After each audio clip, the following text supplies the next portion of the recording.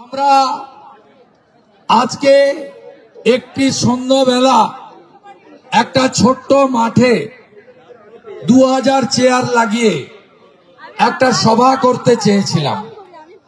সভাটা অশোকনগরের মানুষের স্বার্থে সভা ছিল। নাগরিকদের সমস্যা, তাদের উপরে গত কয়েক মাস ধরে যে ধরনের সামাজিক এবং প্রশাসনিক অত্যাচার হচ্ছে তা তুলে ধরার জন্য আমরা একটি সভা করতে চেয়েছিলাম। আমার আজকে একটি তেরঙ্গা যাত্রা ছিল গাইঘাটা বিধানসভা ঠাকুরনগরে। আমি কৃষ্ণেন্দু মুখার্জি, রাজীব পোদ্দার, বাপি মিস্ত্রিদেরকে বলেছিলাম ফেরার পথে অশোকনগরে একটি পথসভার আয়োজন করুন, আমি সেখানে যেতে চাই। তার কারণ খুব স্পষ্ট। ভারতীয় জনতা পার্টি এই রাজ্যের একমাত্র বিরোধী দল। বিধানসভায় বিজেপি ছাড়া আর কোন দলের এমএলএ নেই। সিপিএম শূন্য, কংগ্রেসও একটা জিতেছিল, উপনির্বাচনে বিক্রি হয়ে গেছে, ওকে বিক্রি করে কিনে নিয়েছে তৃণমূল।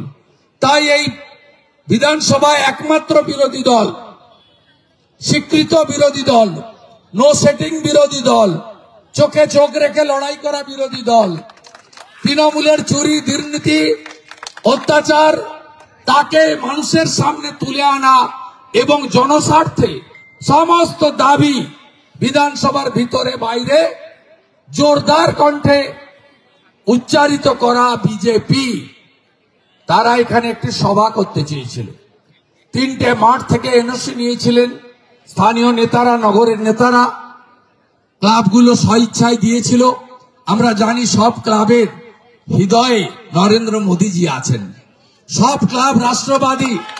তারা অপারেশন সিঁদুর নিয়ে মোদীজিকে, ইন্ডিয়ান এয়ারফোর্সকে, ইন্ডিয়ান আর্মিকে বারে বারে তাদেরকে স্যালুট জানান। সমস্ত ক্লাব প্রতিষ্ঠান তারা মোদীজির ভক্ত।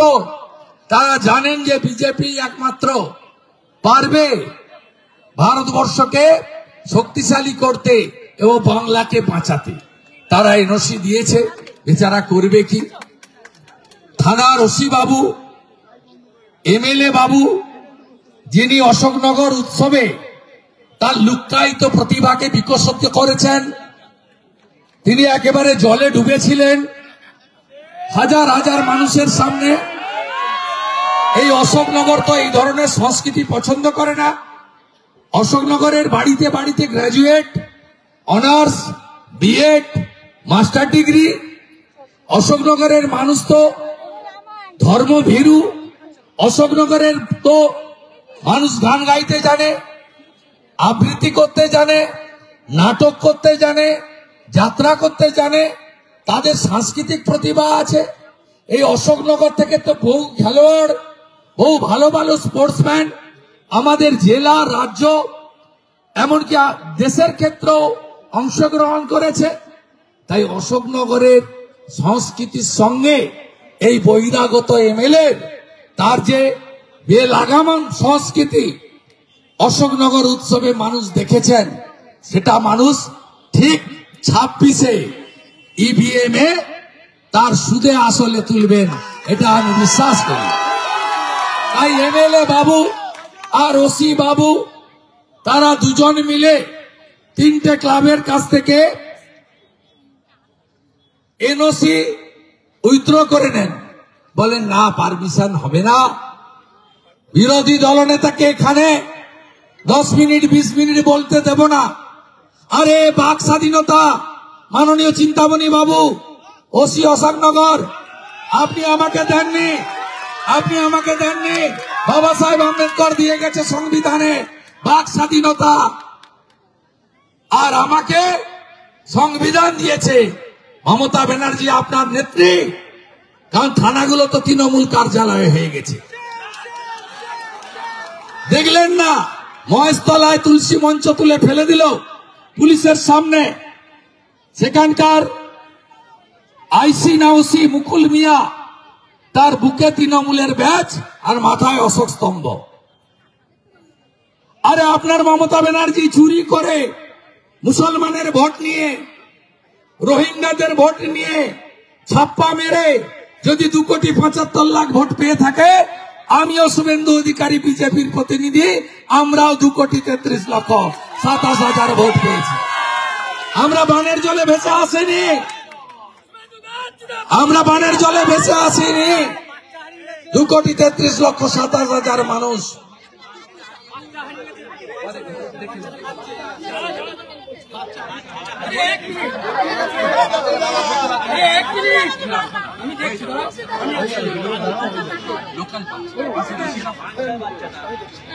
আমাদের আজকে কয়েকটা দাবির জন্য এসেছিলাম। আপনারা দেখেছেন গ্রিন আপেল মধুচক্র ধরা পড়েছে। গ্রিন আপেল উদ্বোধনে কে ছিল? অশোকনগর। ট্রেড লাইসেন্স কে দিয়েছে? প্রবোধ সরকার। বারের লাইসেন্স কে দিয়েছে? মমতা ব্যানার্জি। আজকে মধুচক্র ধরা পড়েছে, লজ্জা লাগে। আমরা মাদেরকে প্রণাম করি। এই রাজ্যে স্বামী বিবেকানন্দ কুমারী পূজা করেছিলেন। আমরা কেউ ভারত পিতা বলি না, ভারত মাতা বলি। আর আপনাদের মুখ্যমন্ত্রী বলেন 10 লাখ টাকা তো দেওয়া যেতেই পারে। অভয়ার বাবা আমাকে বলেনি? বলেছে। আমরা এই মধুচক্রের বিরুদ্ধে আজকে মিছিল করলাম। বন্ধ করতে হবে মধুচক্র। অশোকনগরের হিত গৌরব ফেরাতে হবে। অলিতে গলিতে 60টা পুলিশ আর তৃণমূল মান্থলি নিচ্ছে। বন্ধ করতে হবে 60টা। মমতা ব্যানার্জি আপনি চাকরি দিতে পারছেন না, শিল্প বন্ধ। আর বেকার যুবকদেরকে 60টার জায়গায় নিয়ে যাচ্ছেন, সংসারকে শেষ করছেন। এ জিনিস বরদাস্ত হবে না। অনেক রকম চুরি আমরা দেখেছি, অনেক চুরি দেখেছি। লেটেস্ট চুরি হচ্ছে অশোকনগরে তৃণমূল নেতা শিশির কর্মকারের কিডনি চুরি। তাই আজকের এই মিছিল 1.5 কিলোমিটার হেঁটে এই সভা স্থান রাখার জায়গা নেই। আটকাতে পারলেন না তো চিন্তামণি বাবু, পারলেন না তো মাননীয় নারায়ণ বাবু। দেখবেন আর জ্বলবেন, লুচির মতো ফুলবেন, কিছু করতে পারবে না। এটা এখানে তো আলো বন্ধ করার সাহস পাইনি, ব্যবসায়ীরা দেখে ফেলবে। আমি যে ওয়ার্ডের ভিতরে ঘুরেছি না, সব স্ট্রিট লাইট বন্ধ ছিল। আগামী বছর এই সময় মমতা মুখ্যমন্ত্রী থাকবে না। বিশ্বাস রাখেন তো আমার উপরে। 64,000 মুসলমান ভোট ছিল। মমতা নন্দীগ্রামে দাঁড়াতে গেছিল, আমি তাকে 1,956 ভোটে হারিয়েছি।